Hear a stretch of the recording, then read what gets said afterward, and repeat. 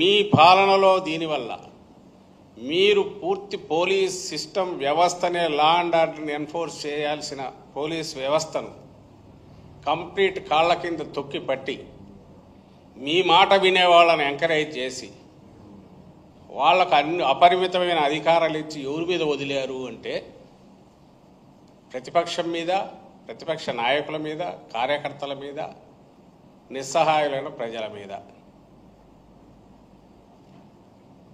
దాని ఫలితం ఏడాది తిరిగేసరికి ఇప్పుడు కనిపిస్తుంది. దాని రిజల్ట్ కుప్పంలో చెట్టుకు కట్టేయడము, తెనాల్లో రోడ్డు మీద పెట్టి కొట్టడము, కొట్టే సినిమా అది తీయడం, దాని ఫలితమే సిఐలో డిఎస్పీలో వాళ్ళని పిలిచి నువ్వు పుట్టుకు పుట్టి నువ్వు ఎట్లా ఆటుంటావు రా అని బెదిరించడము. ఇవి తప్పుడు కేసులు పెట్టడం, అన్ని ఆ తప్పుడు కేసుల మీద ఎన్నాళ్ళైనా నెలల తరబడి జైల్లో ఎట్లా ఉంచాలనే దానికి అవసరమైన మెథడాలజీ, మోడస్ ఆపరెండి డెవలప్ చేసుకోవడం, చట్టంలో ఉండే వెసులుబాటును, లొసుగులను ఆసరా చేసుకుని పోలీస్ వ్యవస్థ అంతా దాంట్లో పక్కాగా తర్ఫీదు అవుతుంది. వాళ్ళే ఇదిగా ఉన్నారు. సో నువ్వు దాంట్లో బిజీగా ఉన్నారు మీరు. సో లా అండ్ ఆర్డర్ లేదు, ఈ రైతులకు సంబంధించిన సమస్యల నుంచి అడ్రస్ చేసే సిస్టమ్ లేదు. ఎడ్యుకేషన్ చూస్తే గందరగోళంగా మన 10th క్లాస్ ఎవాల్యుయేషన్ చేస్తే 37 నుంచి మళ్ళీ రీఎవాల్యుయేట్ చేస్తే అది 90 మార్కులకు పోతున్నాయి. పైగా తర్వాత చూస్తే ఎవరు అడిగితే వాళ్ళకు నాకు ఎన్ని తేడా ఉన్నట్టున్నాయంటే అన్నీ వేశారంట. ఇంకా మెగా డిఎస్సి అదేదో దాని నడుస్తూ ఉన్నట్టుంది.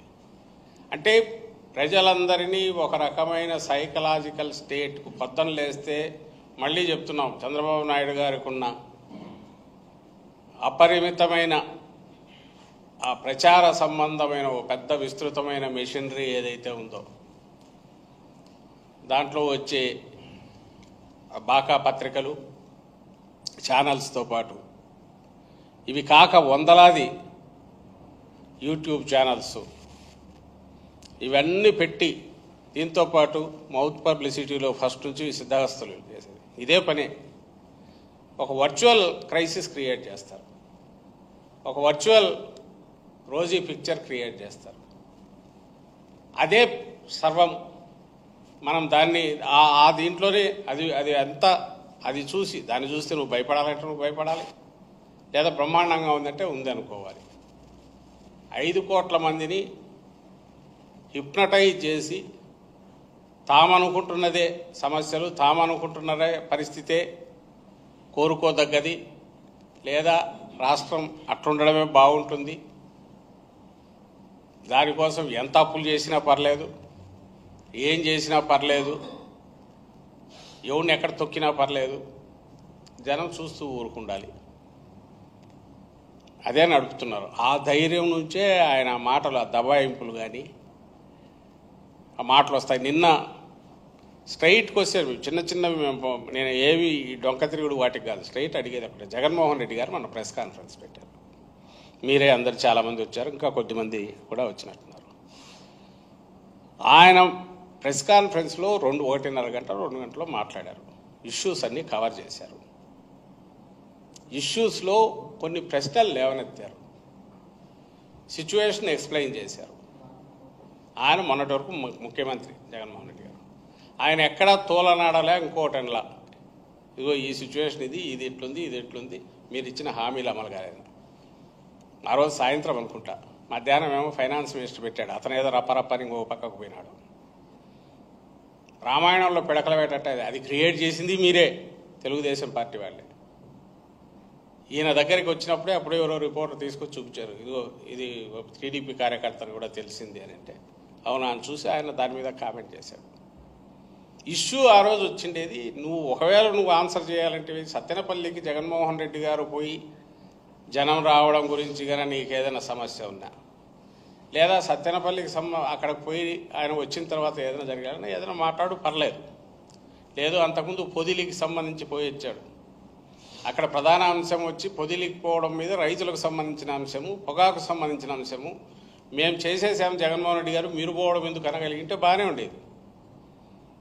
దానికి ఆన్సర్ ఇవ్వాల, దీనికి ఇవ్వాల, మధ్యలో దీని మీదకి పోయింది. మరుసటి రోజు పేపర్లు చూస్తే, వాళ్ళ పేపర్లు ఈనాడు కానీ జ్యోతి కానీ ఇంకా టీవీలు చూస్తే ఒక్కటంటే ఒకటి జగన్మోహన్ రెడ్డి గారు రైజ్ చేసిన క్వశ్చన్స్ కానీ దానికి ఈయన ఆన్సర్స్ కానీ ఉండవు. ఈయన ఆన్సర్స్ ఉండవు. క్వశ్చన్స్ ఏమైనా 2-3 పెట్టారేమో తెలియదు అడుగుని ఎక్కడన్నా. ఆన్సర్స్ అయితే నాకు కనపడలే. మొత్తం ఈయనంతగా డొక్క చేరుతా, డోలు కడతా, తాట తీస్తా. ఒక్క దగ్గర అన్నట్టున్నాడు, మేము అడిగితే వాళ్ళు అడగాల మీరెవరని. ఏదో వీడియో ఉందా, ఎక్కడ ఉందా? అదేనా ఉంది, లోడ్ చేసింది.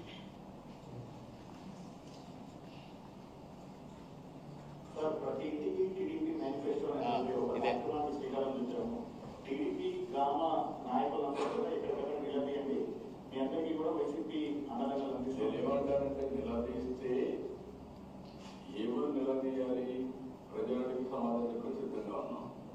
వైఎస్ఆర్ కాంగ్రెస్ అయితే మనం తాట తీస్తాం. Very clear, no question.